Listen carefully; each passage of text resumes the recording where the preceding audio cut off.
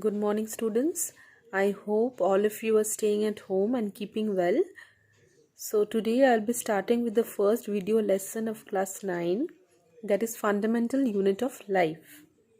To understand with this chapter, we need to understand the term cell first. So, what is this cell? This cell is the structural and functional unit of all living beings. That means what? The structure and functions of all living beings are being denoted with this particular thing, that is cell. So what are the different features of this cell? It is the smallest part of the body of an organism. It has independent existence. That means it can stay independently and function out. It can perform essential functions of life. As I've said before, also it is a functional unit. Fourth is, old and weak cells in the body continually die and are replaced by the new cells. That means old and weak cells which are unable to repair out, those cells are being replaced by the new cells.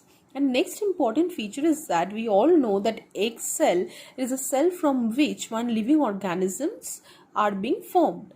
So this egg cell is the first single cell which is being present. Next, we have already studied that as this is the smallest part of the body, so it requires some of the magnifying aids. Now, why these magnifying aids are required? As because we cannot see the cells with the help of the naked eye. So, this magnifying aids, one thing we can denote as microscope.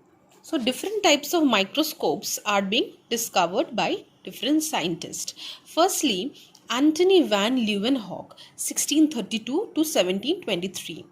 What has microscope consisted of? Firstly, it is a single biconcave lens which is present.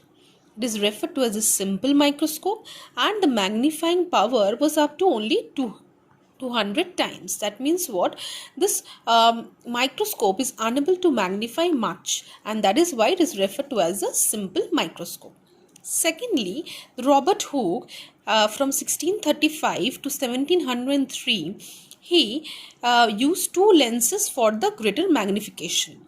And this as because two lenses were being used, so this microscope is referred to as a compound microscope. Also, he experimented with a thin slice of the cork. Now, what is that? He observed that it was made of tiny box-like compartments piled up together.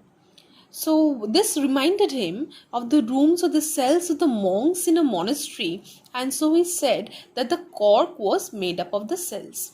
The cells which Hooke saw were all dead cells, and they had the empty boxes or the walls.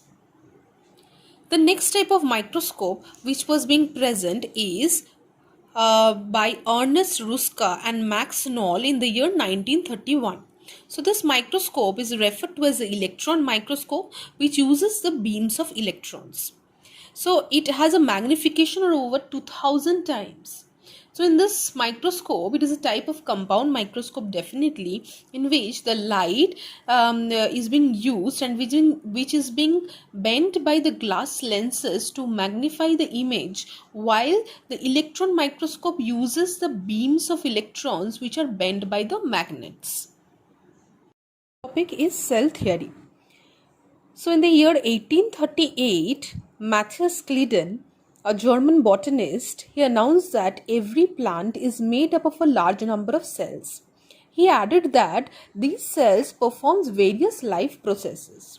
A year later, in 1839, another scientist, Theodor Schwann, a German zoologist, made similar discoveries in animals. He also declared that the animals and plants are composed of cells which serve as the units of structure and functions. So they referred out of this a cell theory. What they said? Firstly, the cell is the smallest unit of structure of all living things. And secondly, the cell is a unit of function of all living things. That means they together said that the cell can be referred to as the structural as well as functional unit of all living organisms.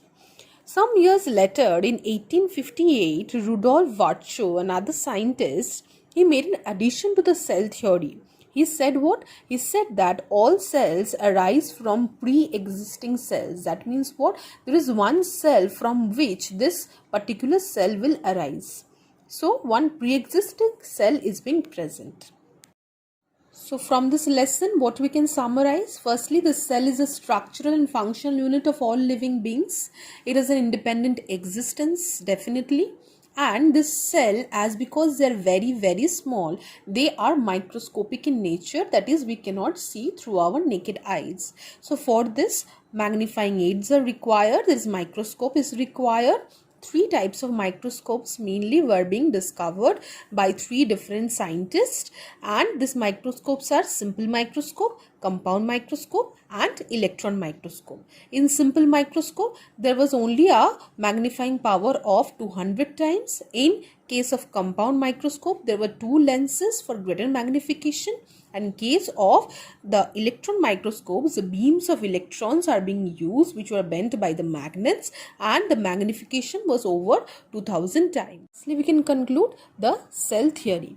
In this theory, two scientists, namely Matthias Kleiden in the year 1838 and Theodor Swan in the year 1839, they proposed that the cell is the smallest unit of structure of all living things, and the cell is the unit of function of all living things.